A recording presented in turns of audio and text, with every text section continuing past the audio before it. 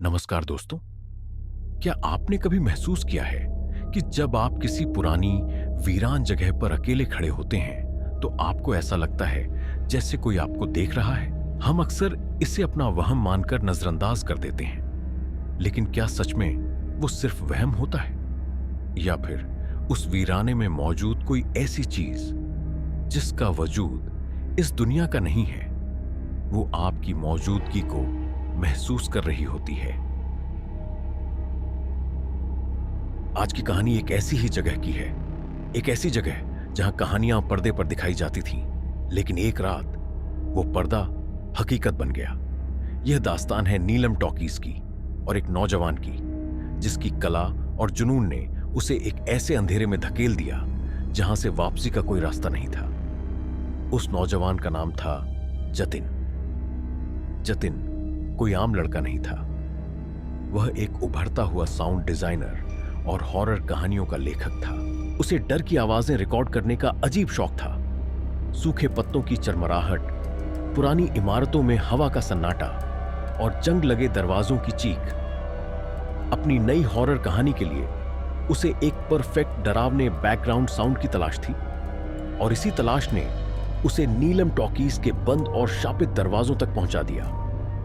नीलम talkies शहर के सबसे पुराने हिस्से में स्थित एक सिंगल स्क्रीन सिनेमा हॉल था। 1995 में एक भयानक आग लगने के कारण इसे हमेशा के लिए बंद कर दिया गया था। कहते हैं आग में कोई दर्शक नहीं मरा था, सिवाय एक के, वहां का बूढ़ा प्रोजेक्शनिस्ट अली। अली का शरीर कभी नहीं मिला, सिर्फ उसकी जली हुई घड़ी प्रोजेक्शन रूम में मिली थी। तब से वो इमारत एक खंडहर में तब्दील हो चुकी थी। नवंबर की एक ठंडी और कोहरे भरी रात को, रात के ठीक 11 बजे, जतिन नीलम टॉकीज के लोहे के भारी गेट के सामने खड़ा था। उसके कंधों पर भारी रिकॉर्डिंग इक्विपमेंट का बैग था और हाथों में एक हाई सेंसिटिविटी माइक। जतिन ने जंग लगे ताले को एक लोहे की रॉड से तोड़ा। आवाज रात के सन्नाटे में गूंजी। दरवाजा खोलते ही उसे एक अजीब सी गंध आई। सीलन, सड़ी हुई लकड़ी और बरसों पुराने जले हुए सेल्यूलाइड फिल्म रील की तेज बदबू। अंदर घुप अंधेरा था। जतिन अपनी टॉर्च की रोशनी के सहारे मुख्य हॉल की तरफ बढ़ा। हॉल बहुत बड़ा था। छत जगह जगह से टूट चुकी थी और फटी हुई कुर्सियों की कतारें किसी कब्रिस्तान की कब्रों जैसी लग रही थीं। सामने वो विशाल फटा हुआ सिल्वर स्क्रीन था जिस पर अब धूल और मकड़ी के जालों का राज था। जतिन ने हॉल के बीचों बीच अपना ट्राइपॉड सेट किया।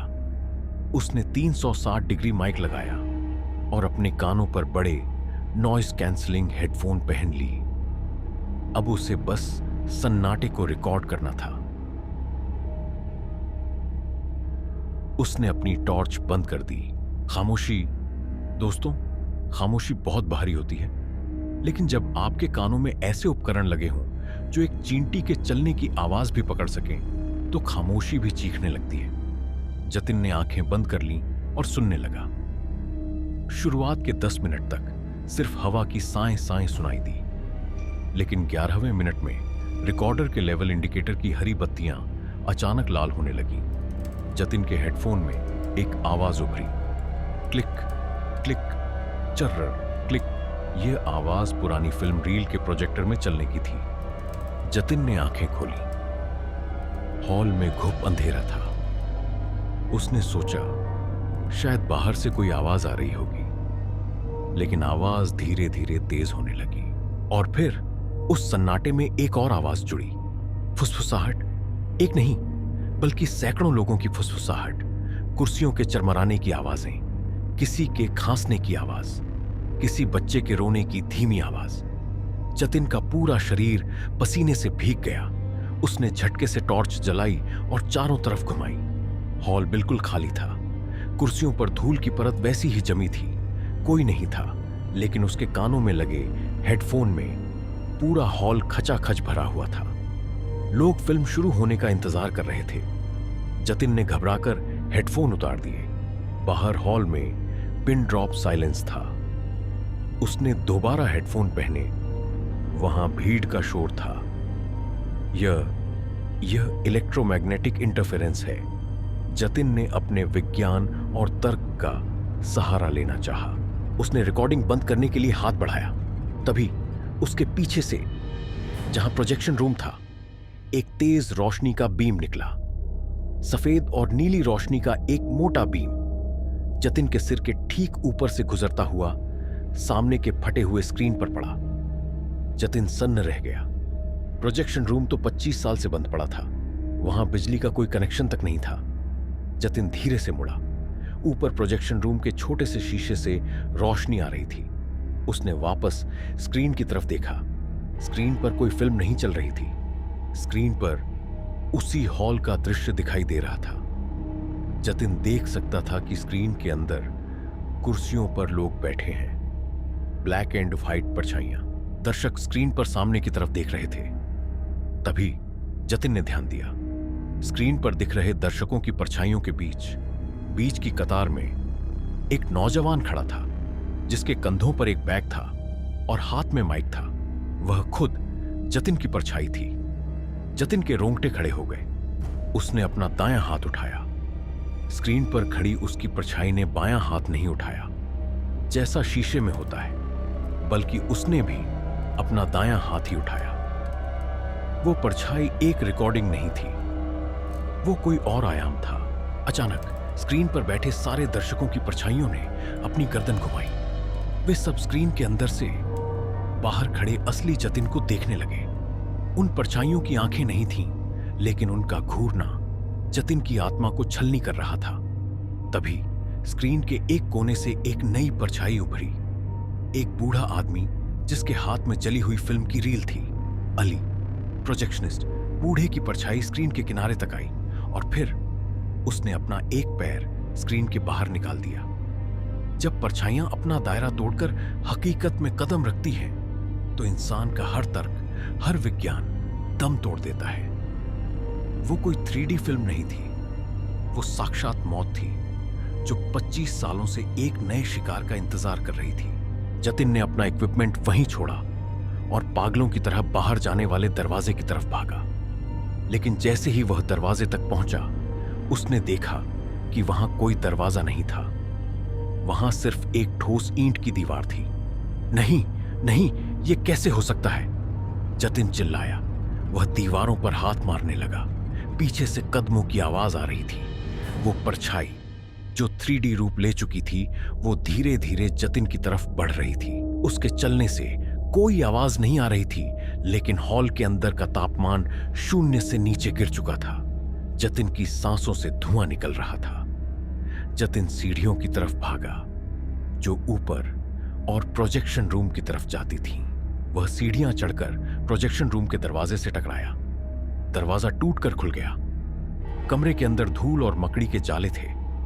बीच में जंग खाया हुआ लोहे का भारी प्रोजेक्टर रखा था, लेकिन उसमें कोई रील नहीं थी और न ही उसका कोई तार बिजली से जुड़ा था। फिर भी उसका लेंस एक तेज सफेद रोशनी फेंक रहा था। जतिन एक कोने में सिकुड़कर बैठ गया। वह हाँफ रहा था। तभी कमरे का दरवाजा, जो आधा खुला था, उसके नीचे से एक काला धुआं अंदर आने लगा। वो धुआं धीरे धीरे एक इंसानी आकार लेने लगा। बूढ़ा अली, उसका आधा चेहरा पूरा सफेद था और उसकी आंखों की जगह सिर्फ गहरे काले गड्ढे थे। उसने अपना हाथ जतिन की तरफ बढ़ाया। जतिन की चीख निकल गई, लेकिन उसके गले से कोई आवाज नहीं आई। उसे लगा जैसे हवा में से ऑक्सीजन गायब हो गई है। बूढ़े ने फुसफुसाते हुए कहा, तुम्हारी कहानी बहुत अच्छी है, अब तुम हमारे साथ रहोगे। बूढ़े ने जतिन के माथे को छू लिया। जतिन की आंखों के सामने एक तेज सफेद रोशनी चमकी और फिर सब कुछ शांत हो गया। अगली सुबह कुछ स्थानीय लोगों ने पुलिस को बुलाया, क्योंकि नीलम टॉकीज का ताला टूटा हुआ था। पुलिस जब अंदर गई तो हॉल बिल्कुल वैसा ही वीरान था। धूल की परतें, टूटी कुर्सियां, हॉल के बीचों बीच जतिन का ट्राइपॉड, उसका महंगा माइक और ऑडियो रिकॉर्डर सुरक्षित रखा हुआ था। लेकिन जतिन का कहीं कोई नामो निशान नहीं था। पुलिस ने पूरा शहर छान मारा, लेकिन वह कभी नहीं मिला। कुछ दिनों बाद फोरेंसिक लैब में जतिन के ऑडियो रिकॉर्डर की जांच की गई। पुलिस को लगा कि शायद उसमें कोई सुराग हो। जब उन्होंने प्लेबैक बटन दबाया तो उसमें सन्नाटे या हवा की आवाज नहीं थी, उसमें एक अजीब सा शोर था। प्रोजेक्टर के चलने की क्लिक क्लिक आवाज और बैकग्राउंड में जतिन की आवाज। जतिन उस रिकॉर्डिंग में अपनी ही लिखी हुई कोई हॉरर कहानी सुना रहा था, लेकिन उसकी आवाज में दर्द था, जैसे वह रो रहा हो, और उसकी आवाज गूंज रही थी बिल्कुल वैसे जैसे वह किसी बड़े खाली सिनेमा हॉल के स्क्रीन के अंदर से बोल रहा हो। पुलिस ने केस बंद कर दिया, लेकिन आज भी अगर आप कभी रात के 12 बजे नीलम टॉकीज के उस खंडहर के पास से गुजरें और उस फटे हुए सिल्वर स्क्रीन को किसी दरार से झांक कर देखें, तो आपको उस पर धूल के साथ साथ एक परछाई नजर आएगी, एक नौजवान लड़के की परछाई जिसके कानों में हेडफोन है और जो हमेशा के लिए उस खामोशी को रिकॉर्ड कर रहा है। कुछ कहानियों का एंड नहीं होता दोस्तों, वो बस अपना दर्शक बदल लेती हैं।